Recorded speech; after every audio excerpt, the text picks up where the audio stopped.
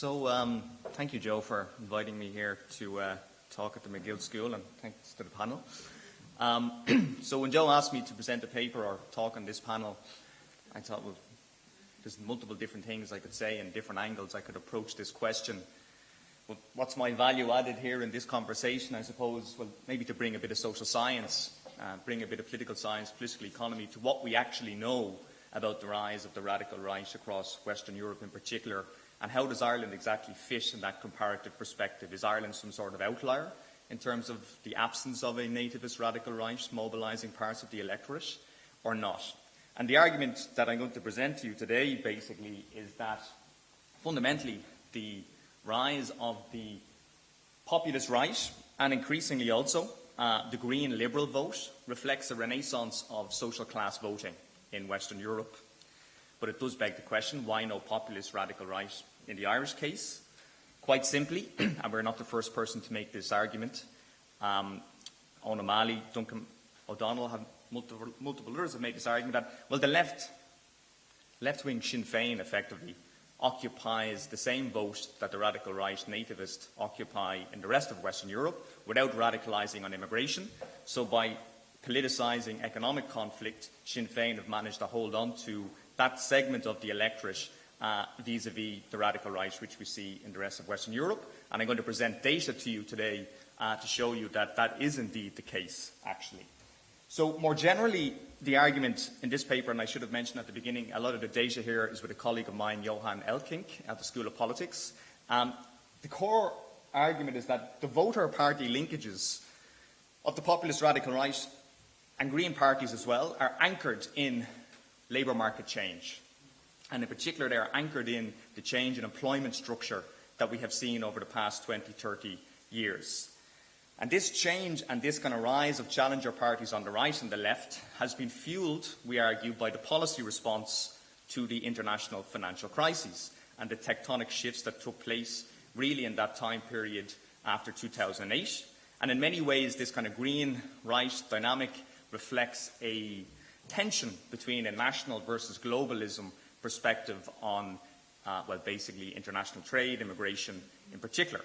Now, our concrete contribution to this debate, which is huge, as you can imagine, in the political science, political economy literature, is to use European social survey data to empirically test the argument and to empirically test this populist right social class argument in the Irish case.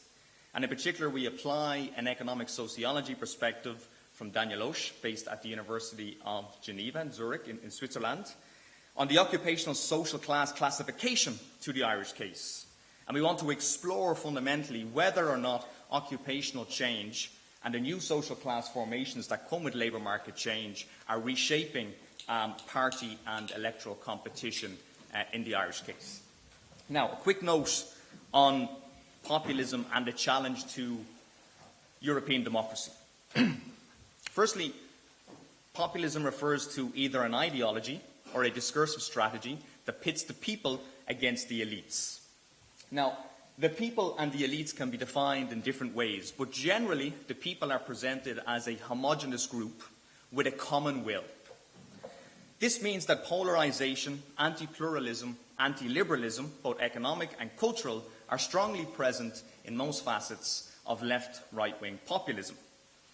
However, in terms of explaining the challenges to European democracy or European liberal democracy, we consider the rise of populist parties a symptom rather than a cause.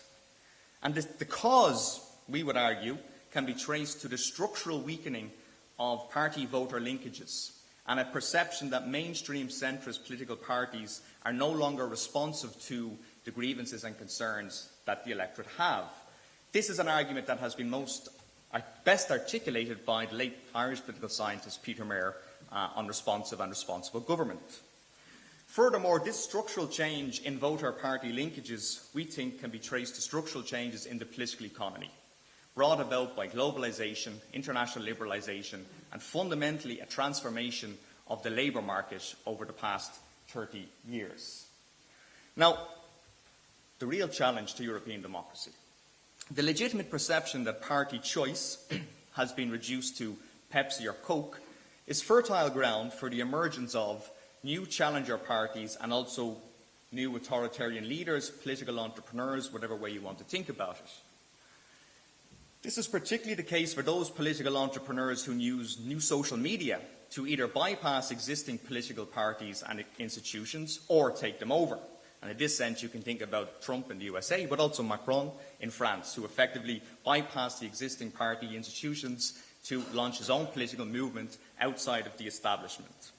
Now, what type of parties and what type of individuals emerge to challenge the consensus depends on national context and depends on domestic political institutions, circumstances, and the type of crises, problems that particular countries have to respond to.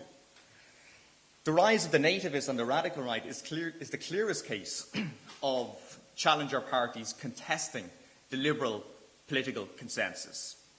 And the liberal or the nativist right compete with the left and the centre right for the non-liberal vote concretely by politicising and focusing on identity and immigration.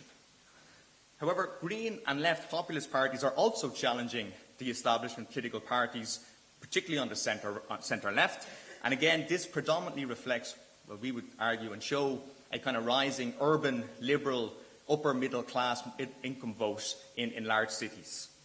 But rather than examine the discourses of the radical right, what we are interested in is understanding who exactly votes for these parties and understanding their social class determinants. Now, quick note on social class. There has long been a myth that social class is no longer relevant to explaining voter party linkages. And this is often based on very old conceptions or old measurements of social class. But the advanced capitalist democracies of the world have undergone significant employment change and occupational upgrading and polarisation over the past 20 years, which has only now been systematically analysed by political scientists and political economists. Again, Ireland is an interesting case here because, unlike the UK or the USA, the defining characteristic of labour market change in Ireland is occupational upgrading. That's not to say that there has not been job polarisation or the creation of lots of low-skill, low-income jobs, but generally speaking, more good jobs have been created than bad jobs. But the issue there is that most of those jobs are created in the cities as opposed to in the regions. In this paper, we adopt an economic sociology perspective to measure and conceptualise social class, which is constructed around two overlapping dimensions: hierarchically between less advantageous employment relationships based on people's marketable skills, and horizontally between different types of work logic. We define class voting as the presence of systematic links between voters' position in the labour market and the parties that they support. In a sense, this leads to the following 8-class schema based on Daniel Osh's work and many others in European political science. Oops.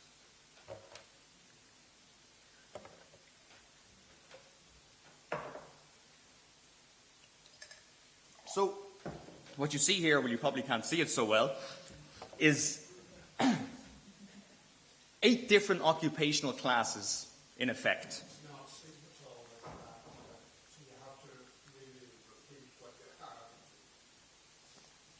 So it basically shows 8 different social classes built around 4 different subclasses.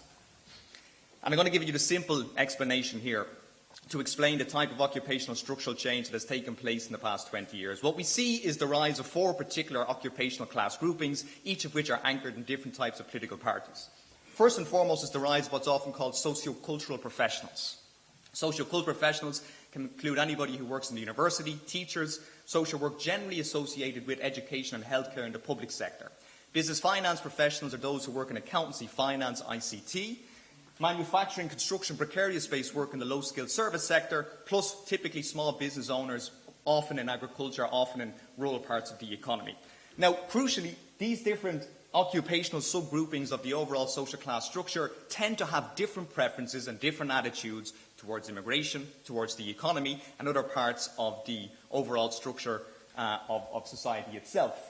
Now, what we know from the literature, I'm not going to labour this point too much, is that increasingly there are 3 different party poles, each competing for different parts of the electorate, with the centre right and the left competing for the lower income working manufacturing vote against the radical right. So in a sense, what has happened in the past 20 years, socio-cultural professionals have become the anchor of the left, who tend to have very liberal attitudes, libertarian attitudes towards immigration, towards all forms of different European integration, but also tend to be more left on the economy. Business finance professionals tend to be right on the economy, but also quite libertarian. But however, what we see is that small business owners plus manufacturing production workers tend to have much more conservative attitudes towards European integration, globalization, immigration, and then to split differently on the economy. And what we see is that the radical right, they compete for the small business vote and they compete for the old working class production vote. And to show you more concretely, this effectively breaks down the composition of the vote for 9 different countries in Western Europe, split between the left, the centre right, and the radical right.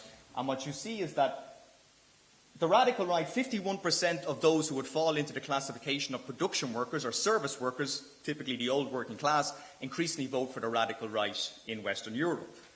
That's not to say that those same votes don't go to the left, they do, but the anchor of the left increasingly is a kind of more a salaried professional middle class vote in cities, which tends to be in the cultural professions as opposed to actually the heartland of working class politics. This probably gives you a better picture of these different party polls measured over time, is the electoral support for these different party polls in Western Europe. And what you see is that socio-cultural professions are 54% more likely to vote left. Large employers and associate managers are 56% more likely to vote for the centre-right, whereas 31% of production workers, 23% of service workers are more likely to vote for the radical right in Western Europe. So what we see here clearly is a split in the vote amongst lower income, typically described working class jobs across Western Europe. This again is the same data, and I'll explain it to you very briefly. If you take the 3 party polls, the left, the centre right, the left, you take the 8 different occupational classes, split them up, try to ask where do they fit in attitudes, what's their attitude towards immigration, what's their attitude towards the economy, this is what you get. So the further up you are on this line, the more likely you are to agree with more open borders, for example. The more likely you are to agree with more European integration. The further down you are, the less likely you are to agree with that statement. And then the classic left-right divide. Are you more in favour of government redistributing income towards different groups or not? And what we see is that across Western Europe, production workers tend to have the most socially conservative views, followed by small business owners, whereas socio-cultural professional voters tend to have the most culturally open views, as opposed, and then technical business workers, also quite libertarian, but split again between the left-right divide. But this is the crucial point to observe here. The electoral space for this vote has been left empty.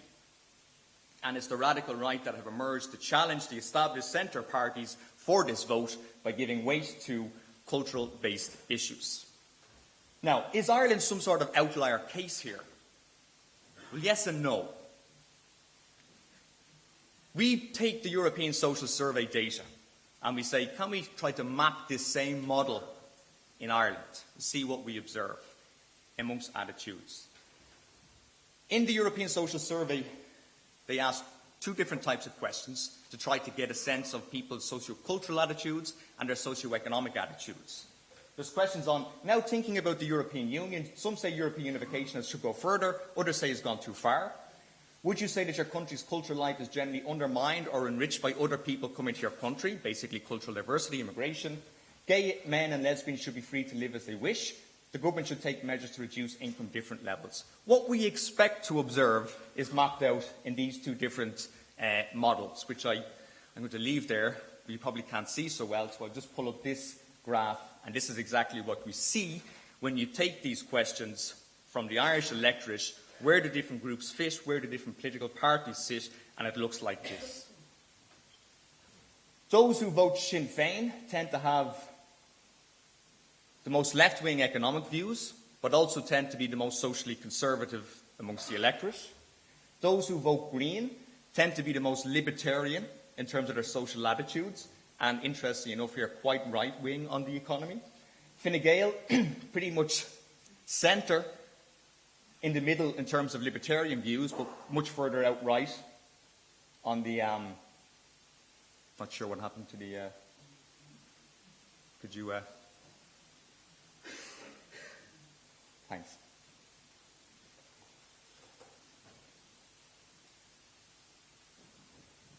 The core vote of Fine Gael, Business Finance. The core vote of Labour, Social Democrats, Greens, increasingly Socio-Cultural Professionals. The core vote of Sinn Féin, increasingly production workers, construction, service-based workers. And it's Fianna Fáil and Sinn Féin, in effect, that are competing for that working class vote. And that's the core takeaway here. This is just the Netherlands, because I've been introduced the Dutch case here. And just to give you a sense, the PVV, the People's Party in the Netherlands, right-wing populist party, anti-EU, anti-immigration, if you map out their vote and you map out the Sinn Féin vote, it looks remarkably similar. So in Ireland, associate managers 42% more likely to vote Fine Gael, clerks 29% more likely to vote Fianna Fáil, production workers 32% more likely to vote Fianna Fáil, 20% more likely Sinn Féin, self-employed very strong amongst Fine Gael, service workers very strong amongst Sinn Féin, small business owners strong amongst Fianna Fáil, socio-cultural professionals, interestingly, very strong amongst Fine Gael, increasingly, and technical professionals quite strong amongst independents and also Fine Gael.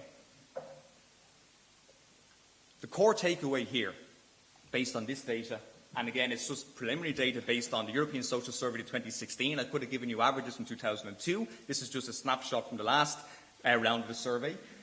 We empirically investigate the argument that Sinn Féin occupies the vote that is increasingly captured by the populist right wing elsewhere in Europe, using Osh and Renbel's classification of social class and their depiction of evolving Western party systems as becoming tripolar between the left, the centre-right and the right, using the European Social Survey. So far, we are able to map the parties into social classes, and we find very clear evidence for social class voting in the Irish case.